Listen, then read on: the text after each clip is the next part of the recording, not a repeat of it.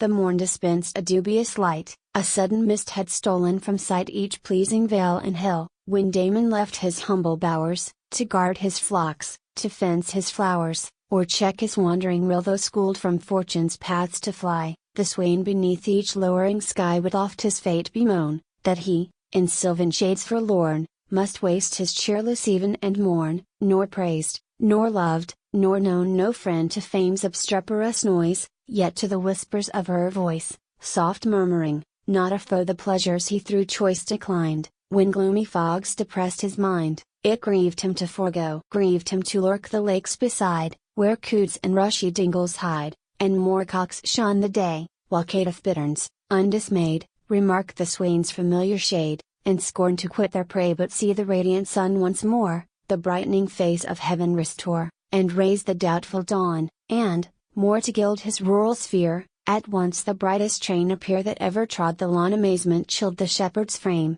to think Bridgewater's honored name should grace his rustic cell, that she, on all whose motions weighed distinction, titles, rank, and state, should rove where shepherds dwell. But true it is, the generous mind, by candor swayed, by taste refined, will not but vice disdain, nor will the breast where fancy glows, deem every flower a weed that blows amid the desert plain. Beseems it such, with honor crowned, to deal its lucid beams around, nor equal meed receive, at most such garlands from the field, as cowslips, pinks, and pansies, yield, and rural hands can weave. Yet strive, ye shepherds, strive to find, and weave the fairest of the kind, the prime of all the spring, if haply thus you lovely fair may, round her temples, deign to wear the trivial wreaths you bring. Oh how the peaceful halcyons played, where'er the conscious lake betrayed Athena's placid mien. How did the sprightlier linnets throng, where Paphia's charms required the song, mid hazel copses green low, Dartmouth on those banks reclined, while busy fancy calls to mind the glories of his line. Methinks my cottage rears its head, the ruined walls of yonder shed, as through enchantment, shine. But who the nymph that guides their way could ever nymph descend to stray from Hagley's famed retreat? Else, by the blooming features fair, the faultless make, the matchless air, 'twere Cynthia's form complete. So would some tuberose delight, that struck the pilgrim's wondering sight mid lonely deserts drear. All as at eve, the sovereign flower dispenses round its balmy power, and crowns the fragrant year.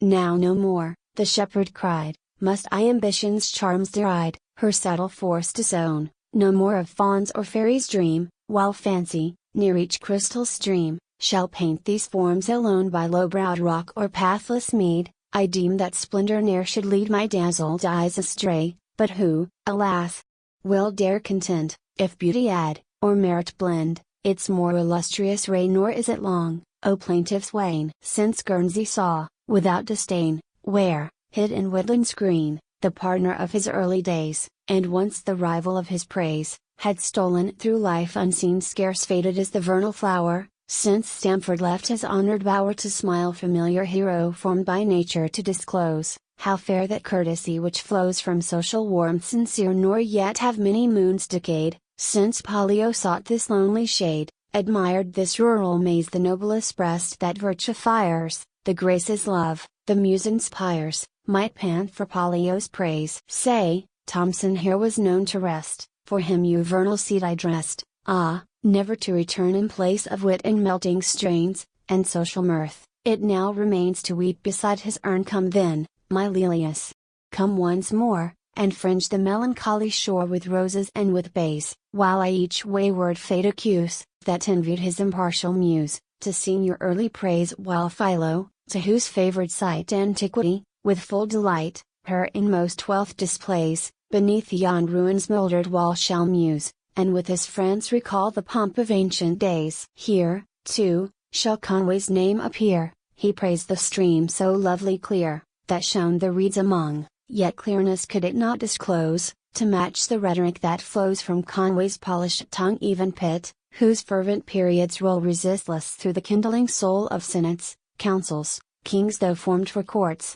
vouchsafe to rove, inglorious, through the shepherd's grove, and ope his bashful springs. But what can courts discover more than these rude haunts have seen before, each fount and shady tree? Have not these trees and fountains seen the pride of courts, the winning mien of peerless Aylesbury and Grenville, she whose radiant eyes have marked by slow gradation rise the princely piles of Stowe, yet praised these unembellished woods, and smiled to see the babbling floods through self-worn mazes flow, say, Dartmouth, who your banks admired, again beneath your caves retired, shall grace the pensive shade, with all the bloom, with all the truth, with all the sprightliness of youth, by cool reflection swayed brave, yet humane, shall Smith appear, ye sailors. Though his name be dear, think him not yours alone, grant him in other spheres to charm, the shepherd's breasts though mild are warm, and ours are all his own. O Lyttleton! My honored guest, could I describe thy generous breast, thy firm yet polished mind, how public love adorns thy name, how fortune, too, conspires with fame, the song should please mankind,